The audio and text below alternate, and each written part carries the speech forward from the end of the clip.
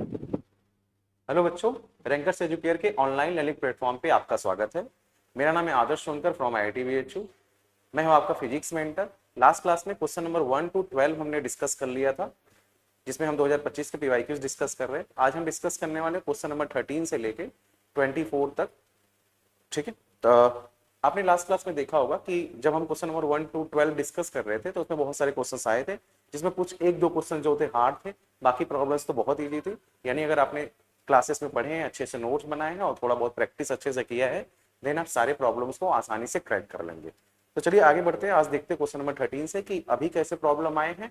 जैसे जैसे chapter paper के अंदर बढ़ रहे हैं, उस हिसाब से पेपर के डेप्थ में प्रॉब्लम्स कैसे आए हैं, कैसे पूछे गए हैं, हमें ये देखना है। तो सबसे पहले आपसे सवाल पूछा गया है कि voltage sensitivity of a moving coil galvanometer does not depends on, किस पे डिपेंड्स नहीं करता है, हमें ये बात करना है। तो ध्यान दीजिएगा, किस पे डिपेंड नहीं करता है। तो वोल्टेज सेंसिटिविटी को हम दिखाते हैं किससे, just wait, explain. Voltage sensitivity ये होता है फाई बाई वी, और इसको जब मैं लिखते हैं तो लिखते हैं एन ए बी और डिवाइड बाई के, टॉर्सनल कांस्टेंट है आर, के आर। ये वोल्टेज सेंसिटिविटी का फॉर्मूला होता है। तो वोल्टेज सेंसिटिविटी मैग्नेटिक फील्ड पे डिपेंड करता है, एरिया पे डिपेंड करता है, इन चीजों पे डिपेंड करता है भाई, नंबर ऑफ टर्न्स पे डिपेंड करता है, रेजिस्टेंस पे डिपेंड करता है। ठीक है, तो अगर हम बात करें तो विद्युत क्षेत्र पे डिपेंड नहीं करता है। वोल्टेज सेंसिटिविटी विद्युत क्षेत्र पे डिपेंड नहीं करता है, ये याद रखेंगे। ठीक है, चलिए आगे बढ़ते हैं। तो यहाँ पर क्या होना चाहिए, चुंबकीय क्षेत्र। अगला सवाल ये पूछ रहा है, अगला सवाल देखिएगा क्या पूछ रहा है भाई। कह रहा है two identical metal balls A and B with similar charges Q. दो मेटल बॉल्स हैं ए एंड बी, और दोनों पे चार्ज कितना है भाई, सेम चार्ज है दोनों पर, ए एंड बी। ये भी ए है और ये मान लो बी, और दोनों पे चार्ज है plus B. Are suspended with insulating threads, यानी इनको इंसुलेटिंग थ्रेड से सस्पेंड किया गया। They repel each other with a force कितने से, एफ से। एंड आगे बोल रहा है अनदर आइडेंटिकल अनचार्ज, यानी मान लो कि हमने इसे थ्रेड से ऐसे बांध रखा है, ये धागा है, इनको ऐसे बांध रखा है। ठीक है, कह रहा है अनदर आइडेंटिकल अनचार्ज मेटल, सेम ऐसा ही एक ऐसा ही आइडेंटिकल अनचार्ज मेटल है। ठीक है, सी कौन है भाई, सी, ये ए है B. First touch with metal A, पहले किसको किससे टच कराया गया, फर्स्ट इससे टच हुआ, देन उसके बाद क्या हुआ, and then touched with metal B, यानी फिर second time, second first touch यहां पे हुआ और सेकेंड टाइम इसमें सेकेंड टच यहां पे बी से। हाँ, तो कह रहा है कि with metal B and finally remove, बाद में निकाल दिया गया। New force repulsion between A and B, यानी ए और बी के बीच कितना रिपल्सन अब होगा। कह रहे समान आवेश क्यू वाले दो समान धातु के गोले हैं ए और बी, विद्युत रोधी धागे से लटके हुए, यानी उस पर कोई भी चार्ज नहीं है। वे एक दूसरे को एफ बल से प्रतिकर्षित करते हैं। इनिशियली ये इसको एफ से प्रतिकर्षित कर रहा था और ये भी इसको एफ से क्या कर रहा था, प्रतिकर्षित कर रहा था। सही है, करती है।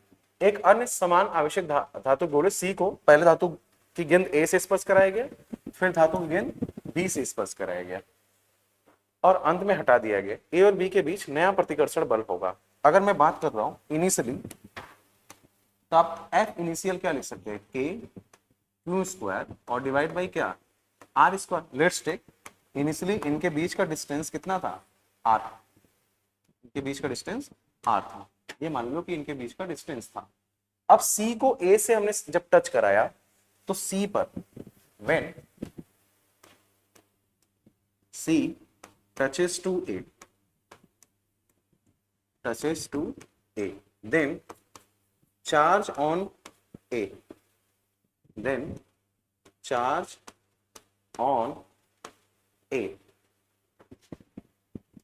ए पे कितना चार्ज हो जाएगा भाई, capital Q plus zero. C पे जीरो था, ए पे ना जस्ट इसका आधा यानी Q by two each on A and C.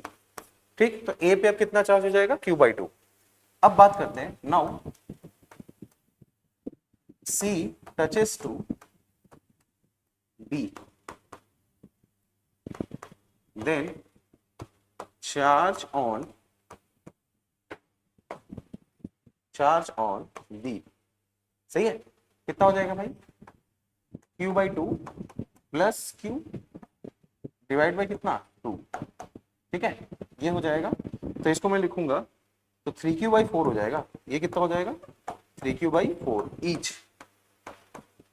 Each B and C। यानी A पे अब चार्ज हो जाएगा Q/2 और B पे कितना सॉरी B पे कितना हो जाएगा आपका 3Q/4। तो अगर मैं F फाइनल लिखूं यहाँ पे F फाइनल, तो K Q की जगह पे Q/2 और 3Q कितना हो जाएगा 4 डिवाइड बाई डिस्टेंस तो अभी भी सेम है, तो 3/2 4 जा 8, इसको आगे ले लो, 3/8 क्या हो जाएगा KQ² और बाई R²। तो KQ² बाई R² क्या है, F इनिशियल, यानी आपका जो F फाइनल है वो हो जाएगा 3/8 times of F initial, 3/8 times of F initial. यानी आपका कौन सा ऑप्शन करेक्ट हो जाएगा, फोर्थ ऑप्शन इज करेक्ट। सही, ये थोड़ा हार्ड प्रॉब्लम की तरफ कंट्रीब्यूट कर सकते हो, क्योंकि आपको सबसे पहले सी पे चार्ज निकालना पड़ेगा, सी के थ्रू ए और बी पे कितना चार्ज आएगा, ए पे कितना चार्ज और बी पे, ये निकालोगे, देन आपको फोर्स की वैल्यू बतानी है। हाँ, अगर आपकी कॉन्सेप्चुअल लर्निंग बढ़िया है, ठीक है, तो आप आसानी से इसको सॉल्व कर सकते हैं। ठीक है, आई होप आपको ये सवाल समझ आया होगा। आगे बढ़ते हैं अगले सवाल की तरफ।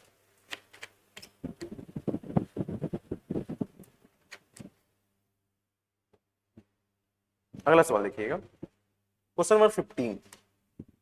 क्वेश्चन नंबर 15 आपसे पूछा जा रहा है कि the figure shows a long cylindrical straight wire of radius a carrying steady current, यानी इसमें करंट फ्लो हो रहा है आई।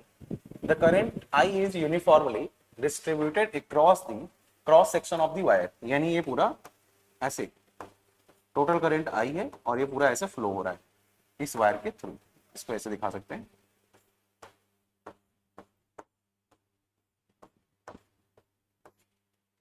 ठीक है, इस वायर के थ्रू जा रहा है। The ratio of magnetic field at small r equal to a/3 और small r equal to a/2 respectively, here is the distance of the point from the axis of cylinder. तो यहाँ पे मान लीजिए कि आपका एक्सिस है, इस एक्सिस ऑफ सिलेंडर से सारा डिस्टेंस काउंट हो रहा है,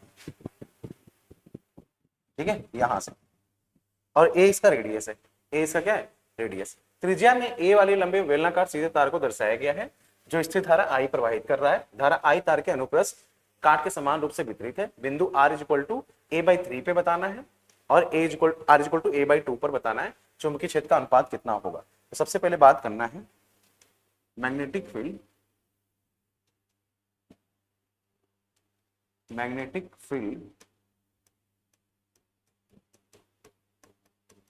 एट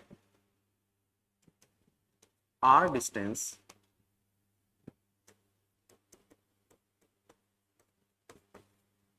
स्मॉल r डिस्टेंस और ये r लेस देन a है। देन आपका मैग्नेटिक फील्ड होता है म्यू नॉट I, सही, म्यू नॉट I,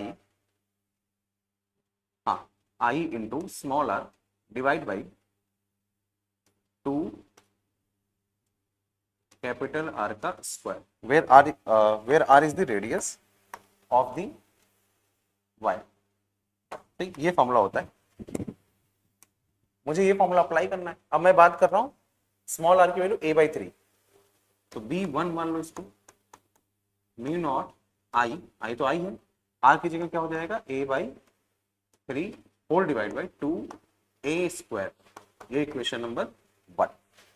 अगर मैं बात करूं b2 की, b2 कितना हो जाएगा भाई, mu naught I a/2 whole divide by 2a², ये इक्वेशन नंबर 2। सही, दोनों का वैल्यू आ गया हमारे पास। अब हमें निकालना है रेशियो, तो b1/b2 लिखूंगा, तो क्या लिखूंगा, mu naught I a/3 whole divide by 2a² whole divide by mu naught I a/2 whole divide by 2a², 2a² से 2a² क्या हो जाएगा, कैंसिल, म्यू नॉट आई से म्यू नॉट आई कैंसिल, ए से ए कैंसिल, ठीक है। तो ये 2 कहाँ चला जाएगा ऊपर, तो आ जाएगा 2/3, सही। तो 2/3 यानी फर्स्ट ऑप्शन इज करेक्ट, यानी ये वाला ऑप्शन क्या हो जाएगा भाई, करेक्ट हो जाएगा। समझ आए, आई होप आपको ये सवाल समझ आ गया होगा, ठीक है। अब आगे बढ़ते हैं, आगे हम देखने वाले हैं क्वेश्चन नंबर 16, ठीक है। क्वेश्चन नंबर 16, क्वेश्चन नंबर 16 क्या बोल रहा है भाई, two conducting sphere A and B of radius A and B respectively are charged to have the same electric potential, दोनों का इलेक्ट्रिक पोटेंशियल सेम है। The ratio of surface charge density of A and B, दोनों का electric potential same है। तो अगर मैं बात करूं VA इज इक्वल टू, अगर VB है according to question, according to question क्या बोल रहा है भाई, समझो जरा। ए और बी है त्रिज्या वाले दो चालक गोले ए और बी समान विद्युत विभव प्राप्त करने के लिए आवेशित किया गया है। ए और बी के पृष्ठीय आवेशों का घनत्व, पृष्ठीय आवेश घनत्व का अनुपात बताइए। दोनों का पोटेंशियल सेम है, अगर दोनों का पोटेंशियल सेम है तो मैं लिख सकता हूं 1/4 pi epsilon not Q divide by Q A लिख देता हूं, सही, ठीक है। दोनों का पोटेंशियल सेम है और डिवाइड बाई इनका डिस्टेंस कितना है, रेडियस कितना है भाई, ए एंड बी, स्मॉल ए हो जाएगा 1/4 पाई एप्सिलॉन नॉट, इसको लिख देता हूं क्यू बी और डिवाइड बाई क्या, बी। अब ये तो बोल दिया, अब हमें पता है कि सिग्मा इज इक्वल टू क्या होता है, q divide by 4 pi r square ना। अगर हम स्फीयर की बात करें तो क्यू डिवाइड बाई इतना, तो क्यू की वैल्यू इतना, यहां से क्या हो जाएगा सिग्मा और इनटू में 4 पाई आर स्क्वायर, ये डिवाइड में था इधर गया तो मल्टीप्लाई, तो वैल्यू पुट कर दो, पहले इनको कैंसिल करो, q a divide by a is equal to q b divide by b. इसको लिखते हैं sigma into 4 pi r square लिखना है ना, तो ए स्क्वायर और डिवाइड बाई क्या, सिग्मा ए बोल देते हैं इसे, ए इज इक्वल टू, इसको लिखूंगा तो सिग्मा बी इंटू 4 पाई बी स्क्वायर और डिवाइड बाई क्या, बी। तो 4 पाई से 4 पाई कैंसिल, एक ए से एक ए कैंसिल, एक बी से एक बी कैंसिल, कितना आ जाएगा, सिग्मा ए इंटू में A is equal to sigma B into में बी, सही है। Sigma A by sigma B ये हो जाएगा तुम्हारा बी बाई ए, सही। तो यहां से आप सॉल्व कर सकते हैं, ठीक। आप चाहो तो अलग अलग चार्ज Q1 QA और QB का रेशियो निकाल लो, लास्ट में आप फॉर्मूला लगा के भी निकाल सकते हो, बोथ आर सेम, बट ऐसे लगाएंगे तो आप फटाक से कर पाएंगे। क्लियर यहाँ तक, चलिए अब आगे बढ़ते हैं, आगे की तरफ अगला क्वेश्चन देखते हैं। अगला क्वेश्चन बढ़ने से पहले जस्ट, ठीक है, आगे बढ़ते हैं। क्वेश्चन नंबर 17 कह रहा है अ थीन प्रिज ऑफ रिफ्रैक्टिव इंडेक्स 1.5, एक थीन प्रिज में, तो उसका ये फ्रंट फेस बना देता हूं मैं, फ्रंट फेस। रिफ्रैक्टिव इंडेक्स कितना है भाई इसका, प्रिज्म का refractive index 1.5, just wait, prism का refractive index 1.5 when placed in air deviates a light ray by minimum angle 5 degree, यानी डेल्टा की वैल्यू इनिशियली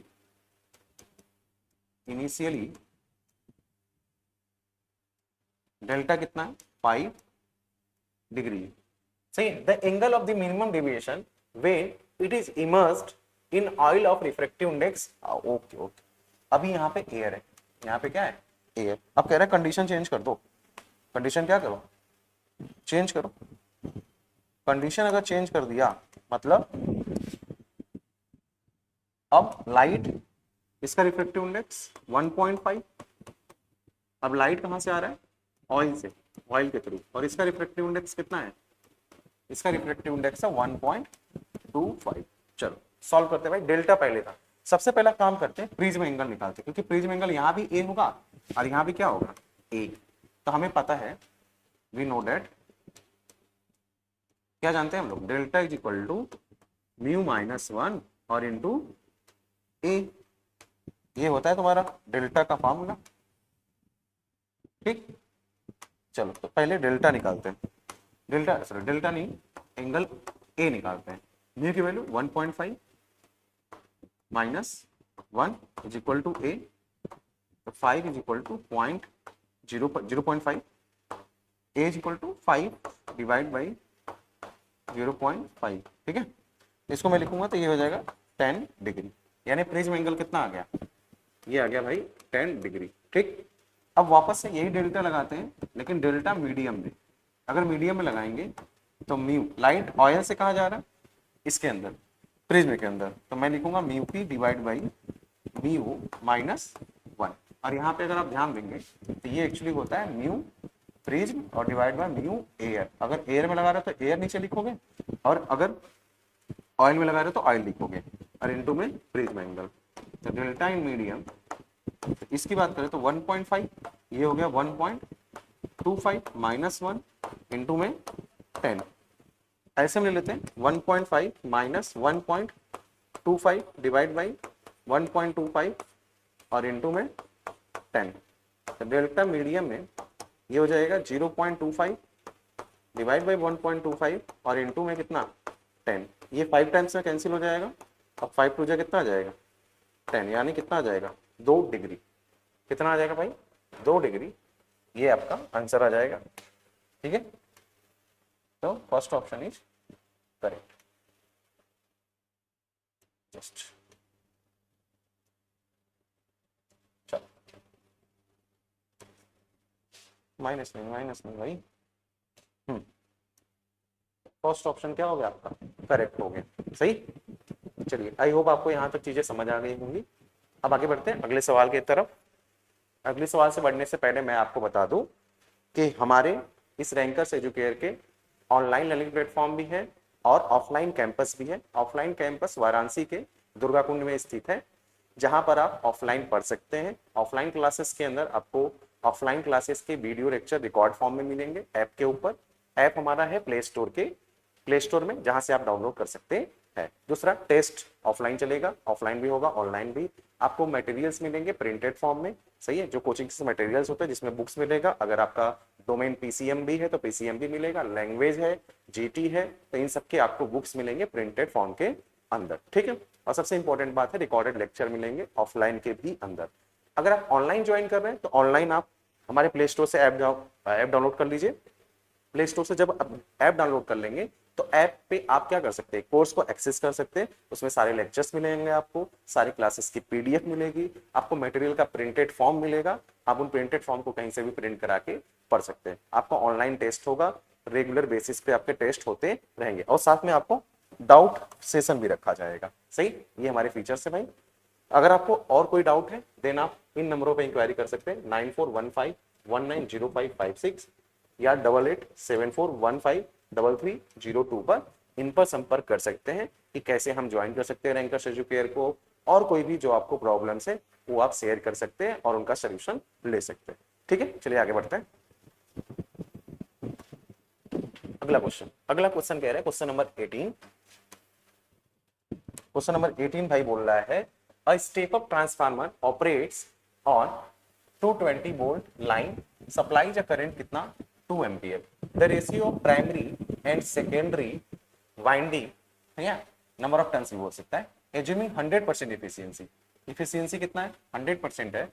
आउटपुट पावर पूछ रहा है, तो अगर इफिशियंसी 100% होता है तो P इनपुट जितना होता है उतना ही क्या होता है, P आउटपुट होता है, उतना ही P आउटपुट होता है। क्लियर। तो यहां पे मैं बात करूं इनपुट का, तो इनपुट की वैल्यू कितनी है पावर निकालने के लिए, मैं लिख सकता हूं V इंटू आई, V प्राइमरी इंटू आई प्राइमरी। और इनपुट में क्या है, स्टेप अप ट्रांसफार्मर ऑपरेट किस पे करता है 220 वोल्ट लाइन पे, एंड सप्लाई करंट ऑफ कितना 2। तो अगर हम बात करें 220 वोल्ट और इनटू में कितना 2, कितना हो जाएगा 440 वॉट। कितना हो जाएगा भाई 440 वॉट। इसको मल्टीप्लाई कर दिए और यही इनपुट आपका क्या बन जाएगा, पी इनपुट किसके इक्वल, पी आउटपुट के इक्वल। तो इसकी वैल्यू कितनी हो जाएगी 440 वॉट। इफिशियंसी 100% है, इसलिए यहाँ पे दोनों इनपुट पावर और output power both are same, यानी मैं कह सकता हूँ फोर्थ ऑप्शन इज करेक्ट। ठीक है, क्लियर है, यहाँ तक समझ आ रहा है।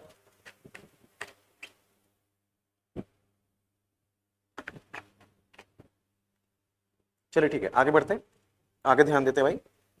18 कर लिया हमने, क्वेश्चन नंबर 19 की तरफ बढ़ते हैं।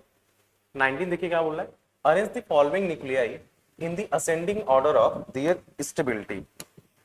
अब याद करिए, stability of nucleus, stability of nucleus ये डिफाइन होता है binding energy, binding energy per nucleon, binding energy per nucleon. ठीक है, बाइंडिंग एनर्जी पर न्यूक्लियन। ठीक है, यह binding energy by divide by mass number, इस पे भी कर सकते हो। ठीक है, और मास नंबर जिसका जितना हाई, अगर बाइंडिंग ये हाई है, इफ ये हाई है तो स्टेबिलिटी क्या होगा, ये भी हाई होगा, स्टेबिलिटी भी क्या होगा, हाई। अगर ये हाई है तो स्टेबिलिटी भी क्या हो जाएगा, हाई। सबसे पहले बात करते हैं ऑक्सीजन का, दिया हुआ है बाइंडिंग एनर्जी 127.5। तो यहाँ पे अगर मैं निकालूं बाइंडिंग एनर्जी पर न्यूक्लियन, यानी बाइंडिंग एनर्जी पर एटॉमिक मास या मास नंबर बात करें तो 127.5 और डिवाइड बाई कितना 16, इसका कितना हो जाएगा 1808.8 डिवाइड बाई कितना हो जाएगा भाई 238। सही, इसका कितना हो जाएगा 28.3 और डिवाइड बाई 4, और ये कितना हो जाएगा 490 और डिवाइड बाई कितना 56। सही, अब कह रहा है कि कौन सा ज्यादा है, तो सी सब में आ रहा है तो सी हाईएस्ट होगा। सी क्या होगा भाई, अच्छा असेंडिंग ऑर्डर ना, असेंडिंग ऑर्डर मतलब सबसे ज्यादा किसका, तो सबसे कम किसका होगा, सब में सी दिया हुआ है तो सबसे कम इसका, तो इसको छोड़ दो, सी वाले को छोड़ दो भाई। अब बात करते हैं बाकी लोगों को, बाकी लोगों को डिवाइड करना पड़ेगा। अगर मैं 127.5 कर रहा हूँ डिवाइड बाई 16, तो 16 5 जा 80, 16 9 जा सॉरी 16 6 जा 96, 16 7 जा 112, 16 8 जा, तो अप्रोक्सीमेट 8 आ रहा है। अप्रोक्सीमेट कितना आ रहा है 8 इलेक्ट्रॉन वोल्ट। चलो ठीक है, आगे बात कर लेंगे। फिर बात करते हैं 490 डिवाइड बाई 60, 56। तो 56 से मल्टीप्लाई करें अगर हम 8 से, चलो 8 8 6 जा 48, फिर 8 5 जा 40, 44 आ जाए 448। सही, कितना आ जाएगा भाई 2 9 8 में से 4 गया तो 4, ये कैंसिल, पॉइंट लगा दो 20 हो जाएगा। सही, अब कितना जाएगा 5 टाइम्स, 5 टाइम्स ले चलते हैं, 5 टाइम नहीं थोड़ा ही तो कम हुआ है, 7 टाइम्स ले चलते हैं। 7 7 6 जा 42, 7 5 जा 35, 35 और 4 39, 8 आ जाएगा। उसके बाद हो जाएगा तुम्हारा 11, 11 में से 9 गया तो 2, ये कैंसिल, यहाँ 0, तो यहाँ 5 टाइम्स ले सकते हैं। हाँ, कितना ले सकते हैं 5 टाइम्स, चलो 5 टाइम्स लिखते हैं जरा। 5 6 जा 30, 5 5 जा 25, 28, यानी ये कितना जाएगा 8.75। अच्छा, इनमें कंपेयर करते हैं, डी के बाद तो ए आना चाहिए सबसे। अगर मैं बात कर रहा हूं तो ए तुम्हारा 8 है, ए की वैल्यू 8 है और डी की वैल्यू कितना है 8.75, तो इसका मतलब डी के पहले ए आना चाहिए। तो डी के बाद अगर ए आ रहा है तो गड़बड़, डी के पहले ए आ रहा है, यहां भी डी के पहले ए आ रहा है और डी के पहले ए आ रहा है, मतलब 3 ऑप्शन अपने पास बच गए। ठीक है, अब जरा चेक करना पड़ेगा बी, बी भी कितना आ रहा है ये हमें चेक करना पड़ेगा, तभी हम निकाल पाएंगे। ये हटा देता हूं भाई, आ जाओ इसको डिवाइड करते हैं। 1808.8 238, अब डिवाइड तो करना पड़ेगा, बात करते हैं 238 है ना, तो अगर मैं बात करूं इसको 250 मान लेते तो थोड़ी देर के लिए 250, 250 मल्टीप्लाई बाई 6 यानी कितना हो जाएगा 15। फिर बात करते हैं 7 8, 8 टाइम्स पे चलते हैं। 8 8 जा 64, सॉरी 8 8 जा 64, 8 3 जा 24, 24 और 6 मिलके 30, 8 2 जा 16, 16 और 3 मिलके 9, तो 8 नहीं 7 टाइम्स आएगा, यानी ये 7 पॉइंट होगा कुछ, सही 7 पॉइंट कुछ होगा। चलो ठीक है 7 मल्टीप्लाई तो करना पड़ेगा भाई। 7 8 जा 56, 5 आ जाएगा, 7 3 जा 21, 21 और 5 मिलकर 26 हो जाएगा। फिर बात करेंगे 26 हो गया, 7 2 जा 14, 14 और 2 मिलके 16। बात करें तो ये 2 आ जाएगा, 10 में से 6 गया तो 4 आ जाएगा, ये 1 आ जाएगा, कैंसिल, पॉइंट लग गया तो भाई ये 8 आ जाएगा, ठीक है 7 हो गया, 6 टाइम नहीं चलते, 7 2 जा 14 नहीं ज्यादा हो जाएगा 6 टाइम, तो 7.6 6 से दे सकते हैं, ठीक है 6 8 जा 48, 6 3 जा 18, 18 और 1 19, 6 2 जा 12, 12 13, तो कुछ ऐसा आ जाएगा 7.6। अब कंपेयर करो, ये कितना आ गया 7.6, ये कितना आ गया 8 अप्रोक्सीमेट 8.75, और सबसे कम तो ये है, ठीक है 7 पॉइंट कितना आ जाएगा समथिंग कुछ आ जाएगा, ठीक। तो सबसे हाईएस्ट है तुम्हारा डी वाला, सबसे हाईएस्ट कौन सा है डी, तो इसमें बी है, इसमें बी है, इसमें डी है, इसमें डी है। अब मुझे देखना है बी और ए, बी और ए में बी वाला बी और ए में ए ज्यादा है, ए क्या है ज्यादा, तो थर्ड ऑप्शन इज करेक्ट। तो भाई इसमें आपको सबको डिवाइड करके सबसे पहले स्टेबिलिटी ऑफ न्यूक्लियस निकालना है, तो बाइंडिंग एनर्जी पर न्यूक्लियन आपको सॉल्व करना पड़ेगा, तभी आप कर पाएंगे ऐसे सवालों को, ठीक है।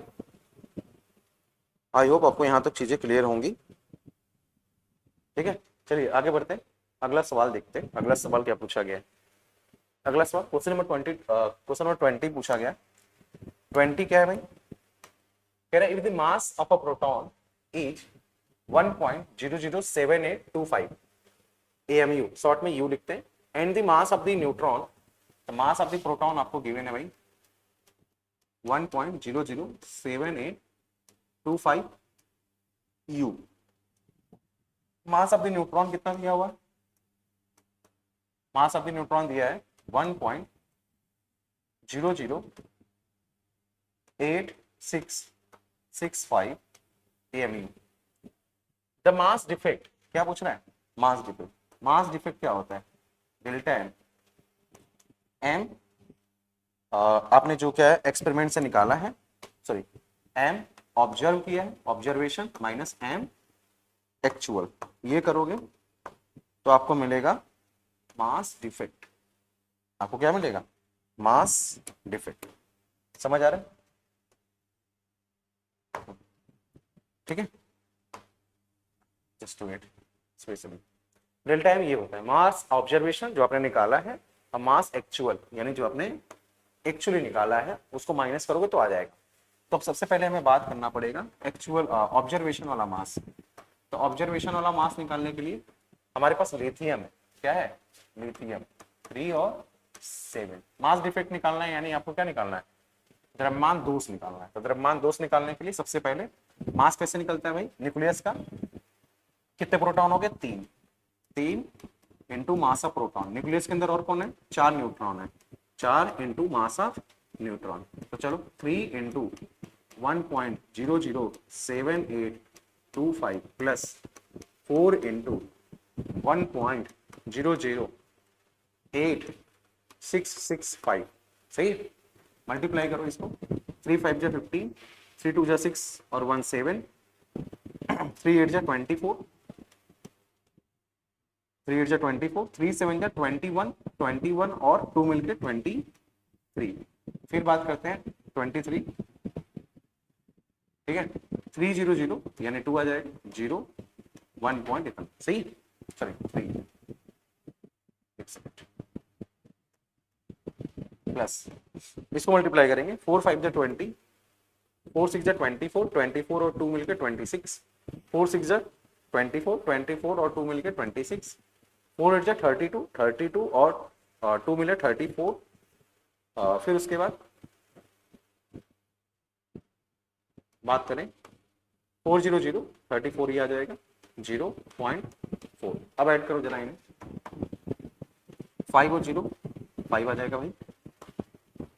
फिर बात करें 6 और 7 13, पहले देख लो 3 3 6 है ना, 3 3 6, हाँ ठीक है।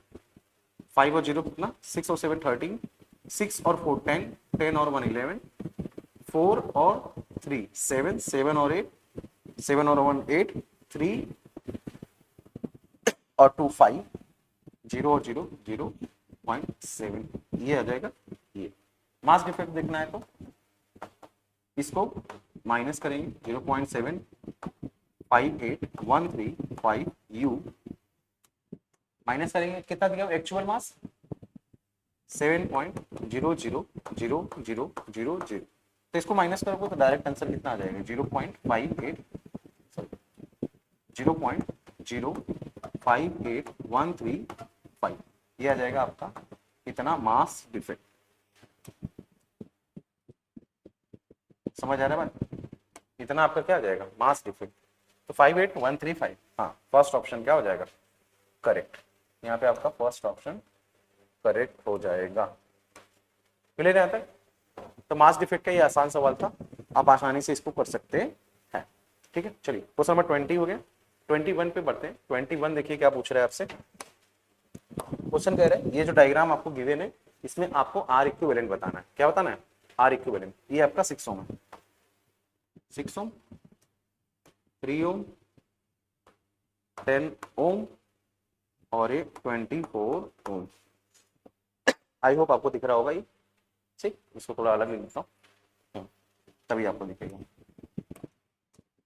ये 6 ओम है भाई, 3 ओम, 10 ओम, 24 ओम, ये है। ठीक है, तो आपको दिख रहा होगा ये चीज।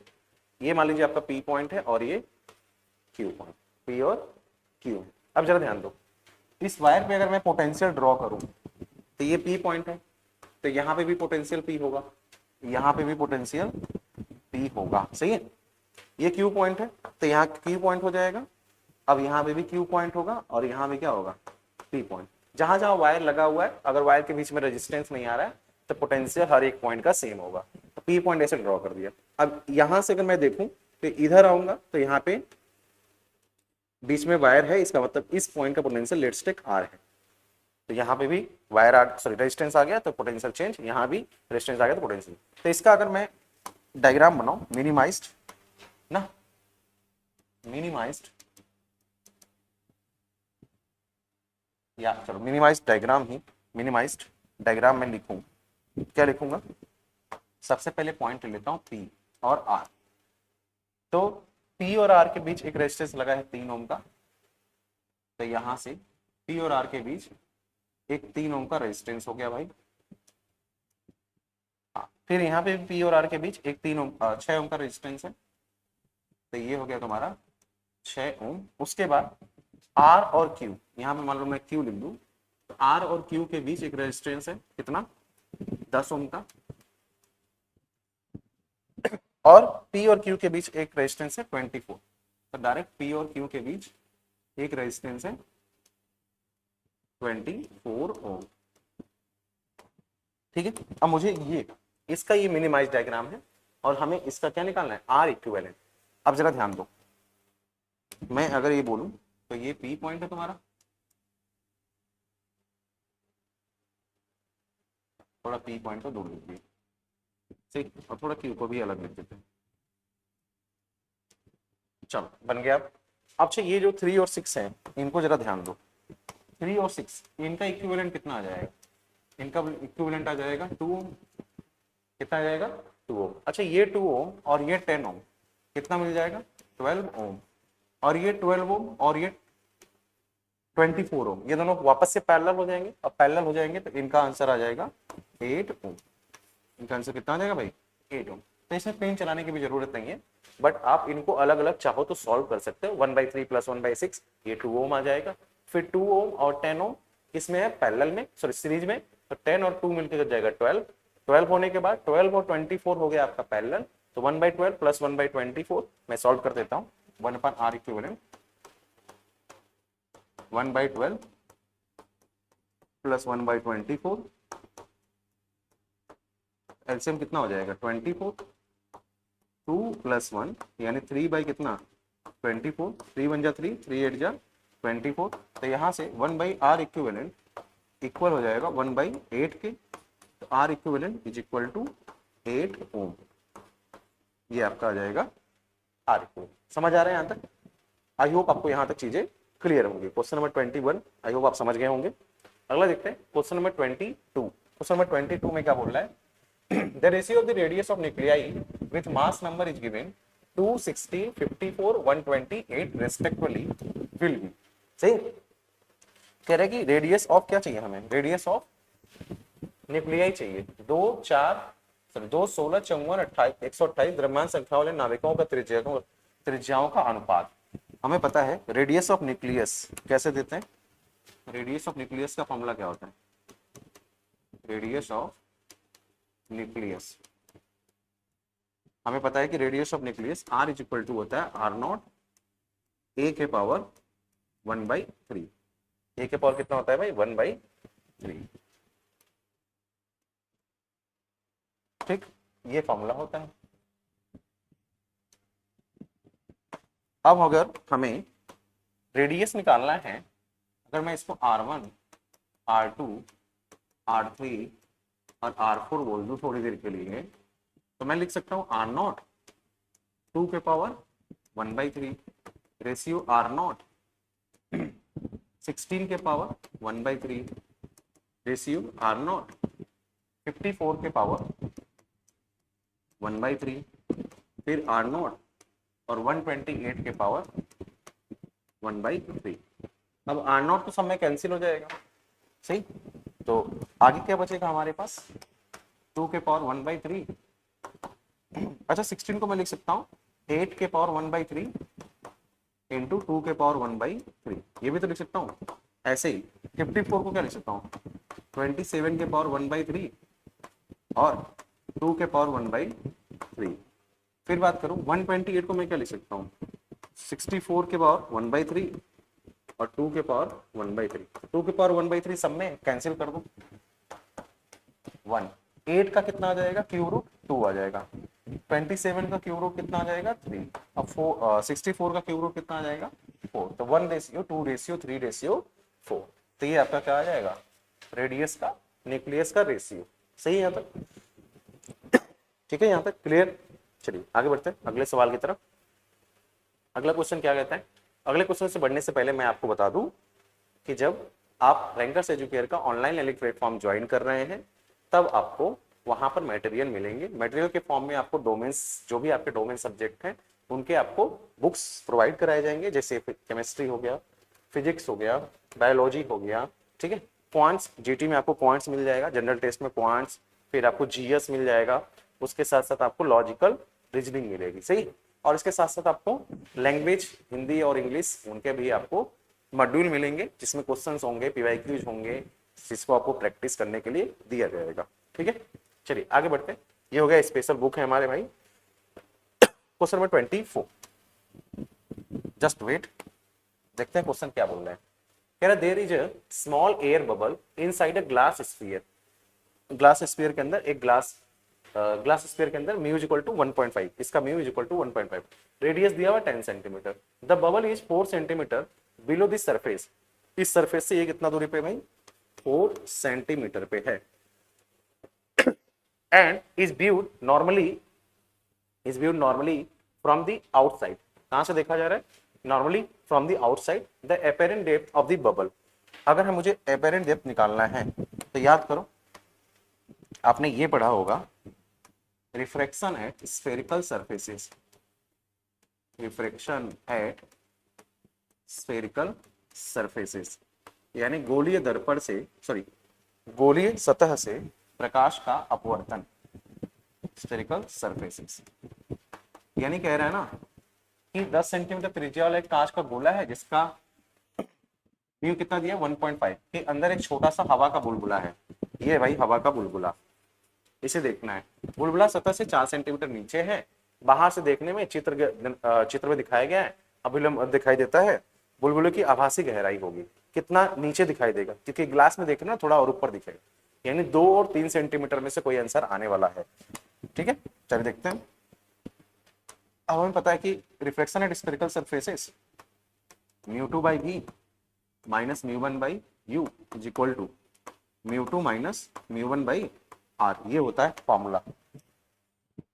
तो हमें ये अप्लाई करना पड़ेगा। सही, चलो सॉल्व करते हैं। यहाँ पे ध्यान दो, ये क्यों अप्लाई करना पड़ेगा, स्फेरिकल सरफेस है। अगर इसकी जगह ऐसा होता सरफेस, पानी भरा होता, तब आप क्या लगाते, d apparent is equal to d divide by mu something, कुछ ऐसा कॉन्सेप्ट लगाने वाले थे, ठीक। बट स्फेरिकल सरफेस है तो यहाँ पे आपको स्फेरिकल वाला कॉन्सेप्ट ही लगाना पड़ेगा। तो μ2 लाइट, इसको बोलेंगे μ1, लाइट यहाँ से कहाँ जा रहा है, एयर में, कहाँ जा रहा है, एयर, ये μ1 हो गया। μ2 जहां से लाइट जाता है, जहां को जाता है वो फाइनल मीडियम होता है, जहां से जा रहा है वो इनिशियल मीडियम। तो ये μ1 है और ये μ2, और μ2 एयर है, तो 1/3 माइनस 1.5 u। डिस्टेंस कितना हो गया, अगर मैं इसको P पॉइंट ले लूं, यहां से देख रहा हूं ना, इस पॉइंट से, तो ये कितना हो गया भाई, 4 सेंटीमीटर। डिस्टेंस ऑफ ऑब्जेक्ट नीचे की तरफ है, तो इसके नीचे है तो माइनस ले लो, -4। आगे μ2 की वैल्यू वापस से 1, μ1 की वैल्यू 1.5, और रेडियस, रेडियस इसका कितना है, 10, -10 क्योंकि नीचे आ रहा है। ठीक है, अब थोड़ा इसको सॉल्व करना पड़ेगा। चलिए यहाँ सॉल्व करते हैं। 1/v, ये कितना हो जाएगा, 1.5/4 इक्वल 0.5/10। 1/v 1.5/4, ठीक है। ऐसा करते हैं, इसको इधर शिफ्ट कर देते हैं, तो 0.5 बाई कितना हो जाएगा, 10, -10, और माइनस ये कितना हो जाएगा, 1.5/4। तो 1/v इसका एलसीएम कितना आ जाएगा, लेट्स से 20, तो 20 ये आ जाएगा -1 आ जाएगा, -4 5 20, और 1.5 मल्टीप्लाई बाई कितना, 5, तो 5 से मल्टीप्लाई करेंगे तो -7.5 आ जाएगा। सही है, तो ये आ जाएगा, ठीक है। 10 2 20, 2 5 1, सही है। यहाँ तो क्लियर, हाँ ठीक है। चलो कितना आ जाएगा, -8.5 डिवाइड बाई 20, सही है, तक 4 हो गया। ओके, ठीक है, ये 4 हो गया भाई। कह रहा है कि बुलबुला सतह से 4 सेंटीमीटर नीचे है, ठीक है। सतह से 4 सेंटीमीटर नीचे ऑब्जेक्ट हो गया, 1.5 डिवाइड बाई 4 हो गया। हाँ, v की वैल्यू 20 बाई कितना आ जाएगा, 8.5, यानी 2 पॉइंट समथिंग आने वाला है। 2 पॉइंट क्या आने वाला है, समथिंग। और कुछ देख लेते हैं, अगर मैं इसको लिख दूं 1/20, तो 1/20 अब 4 से मल्टीप्लाई करूंगा, 15 5 जा कितना हो जाएगा, 7.5, ठीक है। यहाँ भी माइनस रहेगा भाई, चलो, तो ये आ जाएगा 20 डिवाइड बाई -8.5, तो ये अप्रोक्सीमेट 3 के इक्वल आएगा। 9 है नहीं 2 पॉइंट समथिंग आएगा। 2 पॉइंट क्या आएगा, समथिंग, तो 2 पॉइंट समथिंग कुछ बिलो दिखेगा मुझे। एक बार चेक कर लेते हैं भाई, माइनस प्लस हो गया, कुछ नंबर अप्रोक्स आना चाहिए। तो 1.5/4, ये -0.5/10। ओके, गड़बड़ हो गया ना, यहाँ गड़बड़ कर दिया, थोड़ा गड़बड़ कर दिया भाई। एक सेकंड, इसको तो रहने दो, μ1 तो भाई।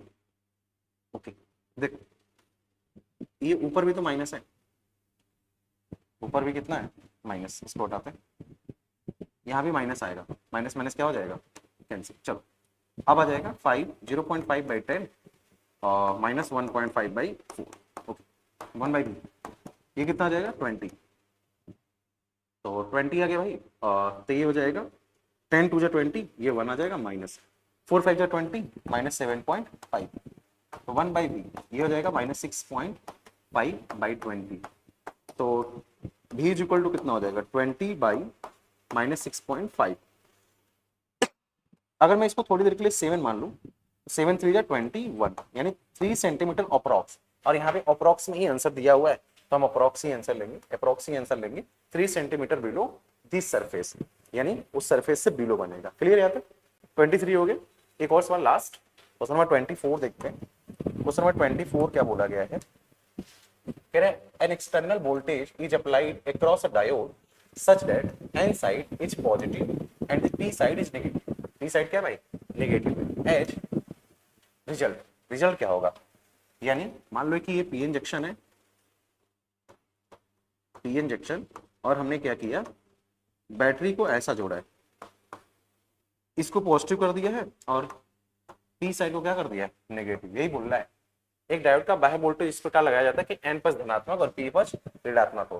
कह रहा है कि the potential barrier height is decreases. Potential barrier का हाइट डिक्रीज नहीं होगा, बढ़ जाएगा भाई। द बैरियर हाइट इंक्रीजेस, यानी बी सही है। The deflection rays region widens, हाँ ये भी हो जाएगा। विद डिक्रीजेस नहीं। No change in barrier height नहीं।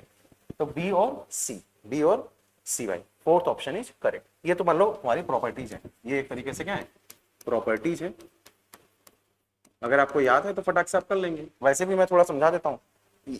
ये प्लस है तो इलेक्ट्रॉन्स को अपनी तरफ खींचेगा, माइनस है तो होल्स को अपनी तरफ खींचेगा, डिफ्लेक्शन लेयर बढ़ जाएगा। होल्स को अपनी तरफ खींचेगा तो डिफ्लेक्शन लेयर बढ़ जाएगा, हाइट इंक्रीज हो जाएगा, डिफ्लेक्शन लेयर बढ़ जाएगा। अब बात करते हैं पोटेंशियल बैरियर। तो पोटेंशियल इस डायरेक्शन में, पोटेंशियल इस डायरेक्शन में, इलेक्ट्रिक फील्ड इस डायरेक्शन में, पोटेंशियल इलेक्ट्रिक फील्ड इस डायरेक्शन में, पोटेंशियल इस डायरेक्शन में। सही है। जो आपका आउटपुट आने वाला है, जो मतलब समझ लो कि एक तरीके एक्सटर्नल है, तो इसका जो पोटेंशियल बैरियर है उसका विड्थ बढ़ जाएगा, क्योंकि लेंथ बढ़ गया ना, तो पोटेंशियल बैरियर क्या करेगा, बढ़ जाएगा। तो बी एंड सी ओनली। समझ आ रहा है बात, कोई दिक्कत यहां तक नहीं होना चाहिए। ठीक, चलिए। तो आज हमने क्वेश्चन नंबर 12 से 24 तक डिस्कस कर लिया। आई होप आपने देखा होगा कि कुछ कुछ एक दो सवाल ऐसे थे जिनमें काफी टाइम लग रहा था, सोचने की जरूरत थी, डिवाइड करने की जरूरत थी। देन अगर आप उनसे उन सवालों से आप फटाक से निकल जाएंगे तो आप जल्दी जल्दी सारे सवालों को कर सकते हैं। तो आज इतना ही रखते हैं। आज इतना देखने के लिए धन्यवाद।